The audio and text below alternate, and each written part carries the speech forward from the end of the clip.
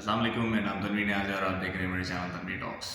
आज हम बात करेंगे पेमेंट ऑफ वेजेस एक्ट के हवाले से, जो कि पाकिस्तान में दो एक्ट मौजूद हैं। पेमेंट ऑफ वेजेस एक्ट 1936 जो कि पंजाब में और दूसरे प्रोविंसेस में एप्लीकेबल होता है और फेडरली एप्लीकेबल होता है। और पहले ये ओवरऑल पाकिस्तान में एप्लीकेबल था, फिर सूबे जो हैं वो खुद मुख्तार हो गए 18 अमेंडमेंट के बाद और उन्होंने अपने अपने एक्ट्स निकाल लिए हैं। तो सिंध में पेमेंट ऑफ वेजेस एक्ट 2015 का है और ये अपडेट आ गई थी इसके अंदर, और 1936 को पंजाब में और दूसरे सूबों में फॉलो किया जाता है। आज मैं आपको बताऊंगा कि 1936 के अंदर और पेमेंट ऑफ वेजेस 2015 के अंदर जो कि सिंध में एप्लीकेबल है, ऐसी क्या क्या चीज़ें हैं और इस लॉ को हम किस तरह से अपने लिए कारआमद बना सकते हैं और इसके अंदर क्या इंफॉर्मेशन मौजूद हैं जो कि HR प्रैक्टिशनर, एडमिन प्रैक्टिशनर या फिर एम्प्लॉय को जानना ज़रूरी है। मैं दोनों का थोड़ा सा डिफरेंस भी बताऊंगा कि इन दोनों में क्या चेंजिंग्स या फिर तब्दीली नज़र आती है और आप इसको किस तरह समझ सकते हैं। तो सबसे पहले तो पेमेंट ऑफ वेजेस एक्ट 1936 और पेमेंट ऑफ वेजेस एक्ट 2015 जो कि सिंध में एप्लीकेबल है, दोनों में कोई ख़ास फ़र्क नहीं है। ऑलमोस्ट तमाम चीज़ें वैसे की वैसे ही हैं और वही हेडिंग्स हैं, वही डिटेल्स हैं। कुछ 19-20 का फ़र्क है, वो मैं आपको बताता हूँ। 19-20 का जो फ़र्क है वो ये है कि अगर आप डेफिनेशन में देखेंगे तो कमर्शियल इस्टेब्लिशमेंट की जो डेफिनेशन है 1936 वाले एक्ट के अंदर वो थोड़ी सी डिटेल नहीं है, और सिंध वाला जो 2015 है उसके अंदर थोड़ा उसको डिटेल में डिफ़ाइन कर दिया गया है। सबसे पहली चीज़ जो आपको समझनी है वो सेक्शन 3 है इसका, जिसके अंदर रिस्पॉन्सिबिलिटी दी गई है। बताया गया है कि एम्प्लॉयर रिस्पॉन्सिबल है अपने एम्प्लॉयज़ को पेमेंट करने के लिए, और वो एक नॉमिनेटेड बंदा रखेगा और नॉमिनेटेड बंदा ही ये तमाम चीज़ों के लिए ज़िम्मेदार होगा। दोनों ही एक्ट के अंदर ये सेक्शन जो है वो सिमिलर है। इसका जो दूसरा सेक्शन है जो हमारे लिए बहुत ज़्यादा कारआमद है वो है फिक्सेशन ऑफ वेज, कि आपने जो है टाइम पीरियड जो है वो क्या फिक्स करना है और कितने दिन में हम पेमेंट दे सकते हैं। तो इसमें मैक्सिमम आप 1 महीने का टाइम फिक्स कर सकते हैं पेमेंट ऑफ वेजेस का। मीन्स के 1 महीने से ज़्यादा कोई भी वेज पीरियड नहीं जा सकता। 1 हफ्ते रखें, 15 दिन रखें, और ज़्यादा से ज़्यादा 1 मंथ आपने रखना है, 30 या 31 दिन।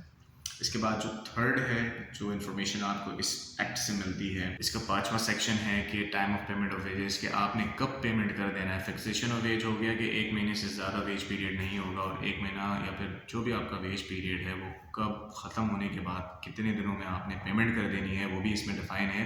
कि अगर 1000 वर्कर से कम है आपकी ऑर्गेनाइजेशन में तो 7 दिन के अंदर अंदर पेमेंट करेंगे आप, और अगर 1000 से ज़्यादा वर्कर हैं आपके ऑर्गेनाइजेशन में तो फिर आप 10 दिनों के अंदर अंदर पेमेंट करेंगे। आगे बढ़ते हैं, चौथे सेक्शन को देखते हैं जो हमारे लिए कारआमद है इस पेमेंट ऑफ वेजेस एक्ट के अंदर, कि वेज को पे किस तरह से करना है, किस करेंसी में करना है। यहाँ पर 36 वाले एक्ट में और 2015 के एक्ट में थोड़ी सी तब्दीली है। सिंध में जो ये चीज़ मेंशन की गई है उसमें कहा गया है जी करंट करेंसी में करना है और थ्रू चेक करना है या फिर बैंक ट्रांसफ़र करना है। हालांकि जब 1936 के एक्ट को हम रिव्यू करते हैं तो उसके अंदर ऐसी कोई बात नहीं की गई है, तो ये भी एक डिफरेंस है दोनों एक्ट के अंदर। उसके बाद के सेक्शंस डिडक्शंस के हैं, फाइन्स के हैं, कि किस तरह से आपने एक एम्प्लॉय की तनख्वाह डिडक्ट करनी है, किस तरह से उसको फ़ाइन लगाना है, किस तरह से एडवांसेस या लोन की डिडक्शन करनी है। जितनी भी डिडक्शन की डिटेल्स हैं वो आपको पेमेंट ऑफ वेजेस के अंदर बआसानी मिल जाएंगी। इसको मैं अभी बहुत ज़्यादा डिटेल में डिफ़ाइन नहीं कर सकता, इसके लिए एक अलग वीडियो बनानी पड़ेगी, तो इंशाल्लाह वो बहुत जल्द आपके लिए बनाऊंगा। लेकिन ये समझ लें कि लीगल डिडक्शंस किस तरह से करनी है आप पेमेंट ऑफ वेजेस के अंदर देख सकते हैं। एक चीज़ और मैं बताऊँ, इसके अंदर फिक्सेशन ऑफ वेज पीरियड या फिर और डिटेल के साथ ये भी चीज़ें बयान की गई हैं कि इन केस अगर आप किसी एम्प्लॉय को टर्मिनेट करते हैं तो अगले 24 घंटे के अंदर सेकेंड डे उसको आप पेमेंट उसकी करेंगे आपको। ये भी एक चीज़ इस पेमेंट ऑफ वेजेस एक्ट के अंदर डिफाइन है, चाहे वो 1936 का हो या फिर 2015 का हो। डिडक्शंस की अगर मैं मज़ीद डिफ़ाइन करूँ तो इसके अंदर एब्सेंस की डिडक्शन, ड्यूटी में आप गैर हाजिर होते हैं उसकी डिडक्शन हो गई है। इसके अलावा कोई डैमेज या लॉस कर दिया उसके हवाले से डिडक्शन है, या फिर जिस तरह की भी डिडक्शन है वो काफ़ी डिटेल में इसके अंदर डिफाइन की गई है। इसके अलावा बाकी बताया गया है कि क्या पेनल्टीज़ लग सकती हैं, इंस्पेक्टर का क्या रोल होगा और दूसरी सारी चीज़ें।